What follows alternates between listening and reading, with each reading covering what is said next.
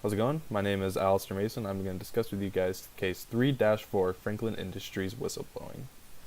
For starters, I just want to give a brief summary of the case and kind of give you a little overview of what's happening. So, a CPA by the name of Natalie Garson works for Franklin Industries. She discovered some transactions between Denny King, a department manager at the company, and Vic Construction. This company, no one's really heard of it in the company, so they decided to do a little digging and found out that Vic Construction was owned by Victoria King, Danny King's sister. From the information that Natalie and others gathered, she took it to an internal auditors who went further, investigated more, and discovered that $5 million has been transferred through payments to Vic Construction, which then Vic Construction transferred to a separate company owned by Denny King himself. Basically, the $5 million was embezzled by King. Despite this evidence, when Natalie took it to HR, HR went against her, as they wanted to follow the company culture of not rocking the boat. Even her good friend and coworker Roger Harris, who she informed about the situation, said it was probably not in her best interest to pursue this any further and cautioned her.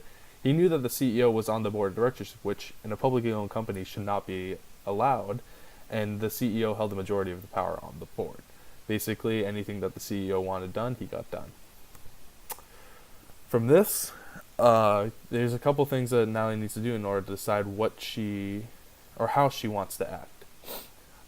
First, there's a lot of arguments against Natalie, which one of the ones is that people are saying that the embezzlement is not occurring, which is false. We have evidence showing this, there's been evidence gathered.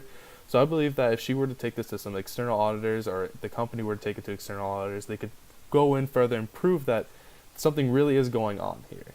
The next issue is that the company's motto or the company's philosophy of not rocking the boat.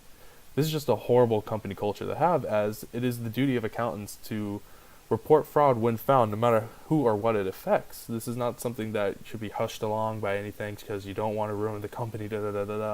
It's you really should report this if you see something, and not rocking the boat is a horrible stance for a company. With this in mind, though, there's things at stake. For instance, Natalie is risking her job by reporting the fraud she found, if she chooses to.